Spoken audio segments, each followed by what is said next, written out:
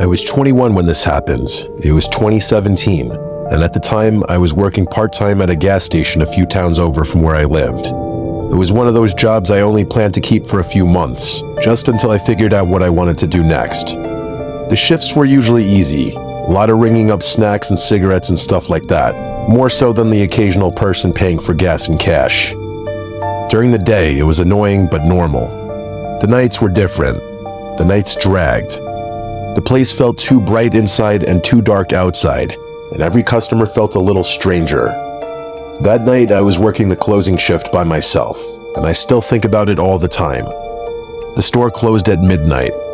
Around 9 or 10 at night, the phone started ringing. I answered without thinking anything of it.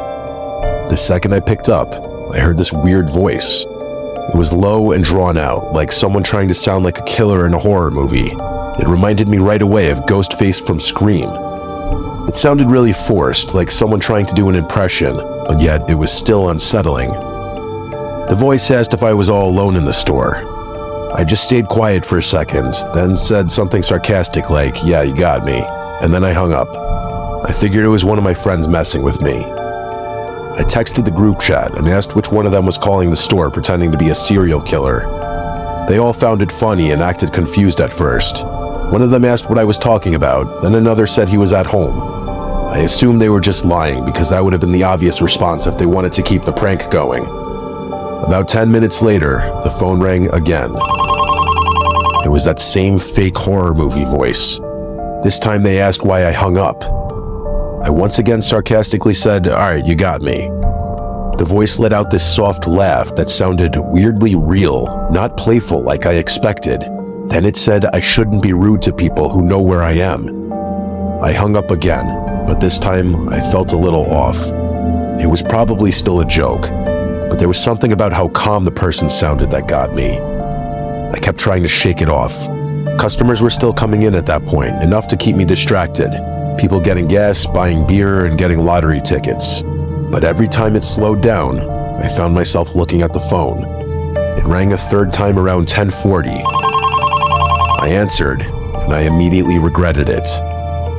The voice asked if the store always got this quiet that late. That got under my skin more than I want to admit. I said nothing and hung up.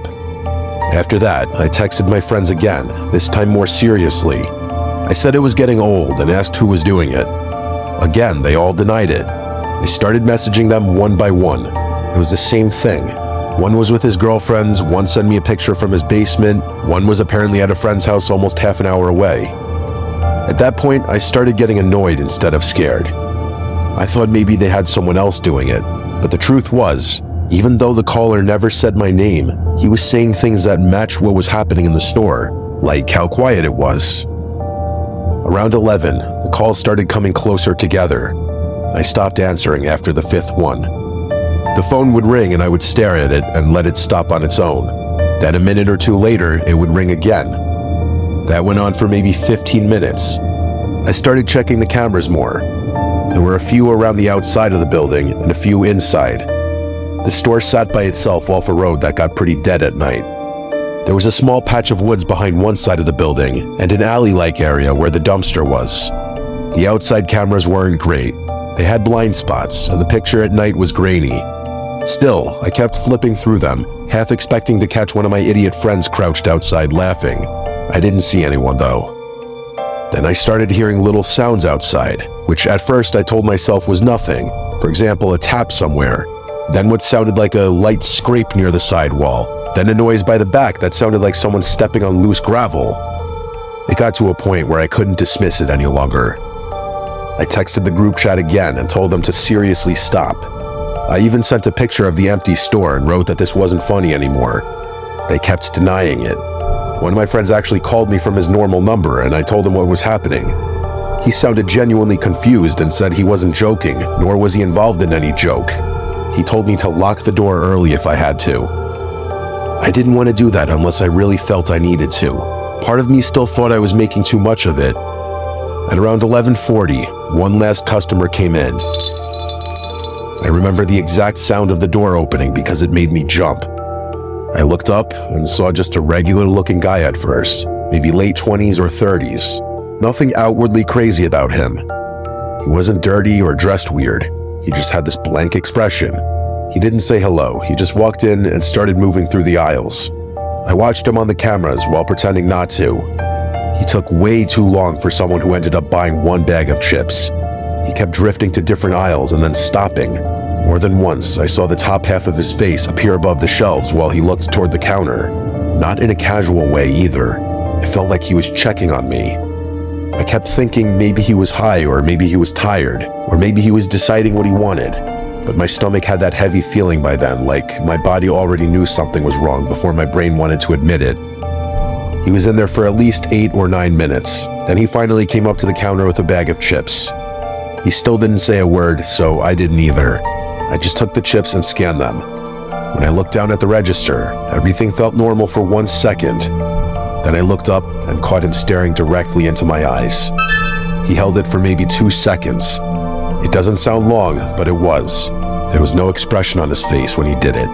Then he looked down and paid. I handed him back the bag, and he turned and walked toward the door. I remember thinking maybe I was overreacting. Maybe he was just a weird guy. But right as he got to the door and pushed it halfway open, he stopped and turned his head back toward me without fully turning his body. His chin was slightly lowered, so his eyes had to look up at me. Then he smiled. I still don't know how to explain that smile without sounding dramatic. It looked like he knew exactly how creepy he looked, and he was doing it on purpose. It made every hair on my body stand up. Then he stepped outside, and instead of walking toward any of the pumps or toward a car, he walked around the side of the building. When he did it, he kept his eyes on me through the glass. He kept that smile too. I just stood there watching him until the angle cut him off. Then I rushed to the camera monitor and followed him there. I saw him round the building and head toward the side where the woods were. Then he disappeared into the blind spot behind the building. He didn't come back out. I waited maybe 10 seconds, then 20, then a minute. He never reappeared. That was enough for me to lock the door early, even though it was a little before midnight. This part might sound dramatic, but I texted my family and my friends and told them that there was a creepy guy outside and I wasn't joking anymore. I said if I stopped replying, that meant something probably happened to me because of him. I rushed through the closing stuff as fast as I could. I barely cleaned anything. I kept checking the cameras over and over, expecting to see him pop back out. Nothing. Midnight hit, and I decided I couldn't stay there any longer. I grabbed my stuff, turned off what I needed to turn off, and went to the front door. I unlocked it and stepped out, and that moment of having to relock it was so tense I couldn't have done it quick enough. Once I did, I took off running to my car. It was parked off to the side of the building. I got most of the way there, and just as I reached it and slowed for half a second, I heard fast footsteps. Not running, but worse somehow, like speed-walking steps slapping the pavement in front of the store. I turned and saw him. It was that guy. He had come from the front corner of the building and was moving toward me and my car fast. I yanked my car door open and threw myself inside. I locked the door and started the engine so fast I almost flooded it. The second the car started, I hit reverse and peeled out of that lot. I looked once in the mirror and saw him standing there in the lights watching me leave. The whole drive home, I was sending voice texts and regular texts to everyone saying I was right, that I knew he was going to come out of nowhere. None of that was a prank anymore. The next day, I texted my boss and told him exactly what happened. I said I wasn't doing overnights anymore. He looked at the footage later, and his response honestly made me even angrier. He got kind of defensive and said the guy looked like a regular customer to him. He said maybe I had just gotten spooked because of the phone calls and connected things that weren't connected. That pissed me off more than I can explain. I was the one there. I was the one getting the calls. I was the one who saw that guy disappear around the building and come speed walking at me out of nowhere when I left. I didn't care if the footage didn't fully capture how it felt because I knew what happened. I quit right after that. I didn't even argue much. I just told him if he thought that was normal, he could work the closing shift himself. I ended that job with attitude, and I was proud of it. Even now, many years later, I still think the caller and that guy who came in were the same person, even if I can't prove it.